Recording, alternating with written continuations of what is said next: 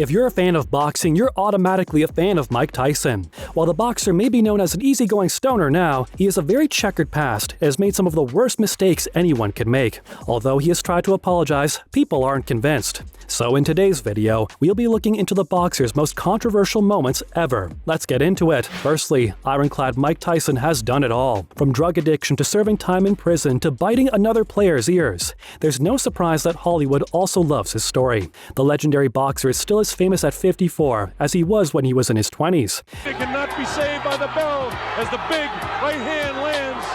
Tyson knows he's got him in big trouble.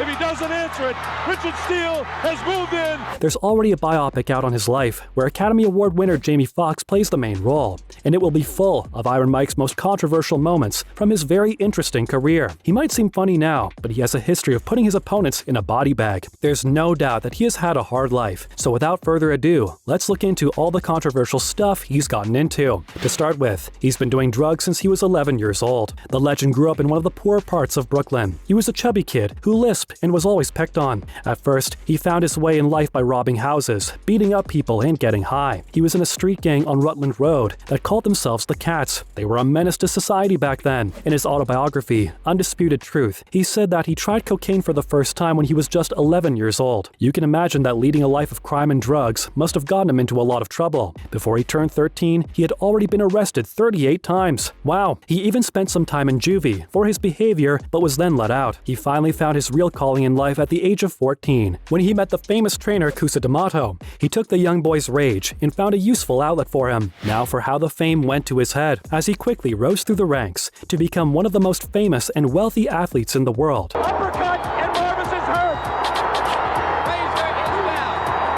Joe Cortez moves in to have a look. Women started to flock to him. From 1988 to 1989, when he was married to Robin Givens, it was the most exciting time of his life. That sounds cute, but the couple wasn't in wedded bliss. Their wedding was 11 months after their first date, which her mother and a publicist are said to have been at. Insider reports have revealed that the couple had to move the wedding date up because she was pregnant. By that time, he had already put $6.5 million into an account for Robin and her mother and given them $3 million so they could buy a mansion in New Jersey. But soon after, she told him that she had lost the baby. On paper, it sounds like the perfect marriage, but it was far from it. While he has denied that he ever hit her, the ex-wife has a completely different narrative. In an interview, she called the entire thing a fiasco and said it felt like the biggest mistake of her life. It was like pure hell for the poor woman. She filed for divorce soon after the interview, and after years of denying it, the boxer finally admitted that he was physically abusive to her in his book, Fire and Fear, the inside story of Mike Tyson. Coming up, we've got the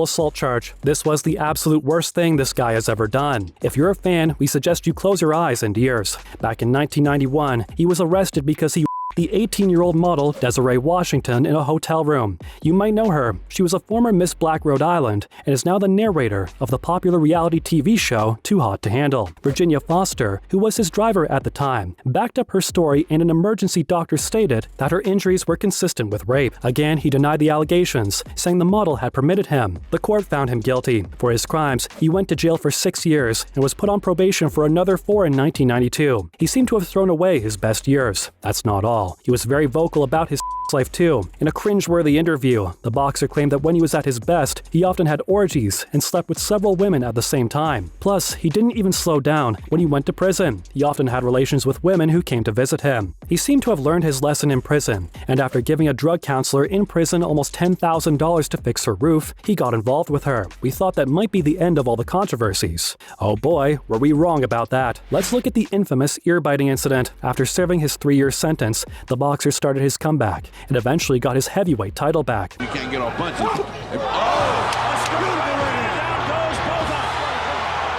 That's all it took. One shot, he may not get up.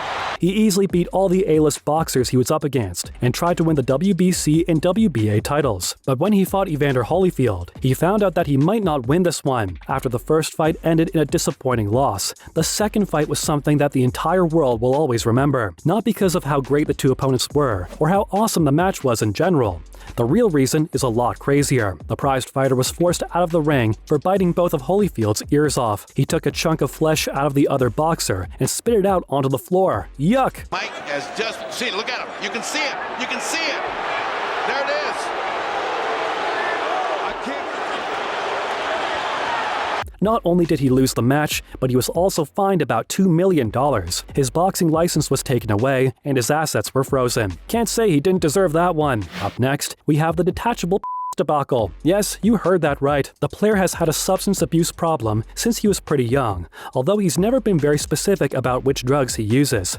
He was a regular user throughout his career, and at one point, things got so out of hand that he would even use drugs right before big fights. He has been known to come up with the most creative ways to pass drug tests when he was doped before matches. He had a fake appendage attached to his real thing, which was full of clean pee. Again, we swear we're not making this up. He even had a name for the fakie. He called it the Whizzer. Things took a turn when his trusty appendage failed to work in 2000, and he tested positive, specifically for using marijuana. The boxer was then fined $200,000 as a penalty. What's more, he's a legit drug dealer now.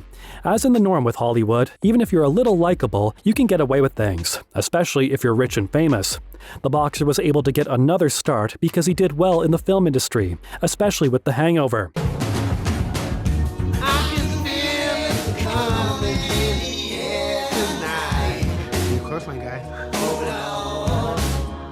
He hasn't left his druggy days behind though. Instead, he has turned it into a business. He makes a boatload of money with it now. Tyson Holistic, his cannabis company, which sells goods as powerful as his uppercuts, was founded by him in 2016. He currently brings in roughly $500,000 a month from the sale of top-quality marijuana products. He's even branched out. This year, he hosted a small traveling event called the Kind Music Festival. Social media was flooded with images of him mingling with A-list celebrities and smoking joints. Well, we guess crime does pay. Finally, can the boxer be forgiven? He's been asking for forgiveness for decades, but the former heavyweight champion just can't let go of his anger. Everyone was super impressed by his rags to riches story, but couldn't get over how spoiled he used to act. He was known for wanting forgiveness, but never really apologizing for his actions. He has tried to make amends, but it just never feels genuine enough. Just take a look at him trying to apologize to Evander Holyfield on Oprah in 2009 if you need more proof. You can see how much he wants to be accepted, but he can't bring himself to do the bare minimum to get it. Even in the ring, in such a dangerous sport, he was known to be very vicious.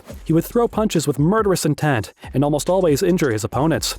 It feels like he's been on a path of self-defined redemption by taking control of his narrative, but it still doesn't seem to work, does it? While the boxer is now married to Kiki Tyson, there's still a lot of speculation that he gets violent at the slightest provocation. But these are just rumors, and there hasn't been any proof yet. There is no doubt that he has made some horrible choices in life, but it looks like he might be a good person now.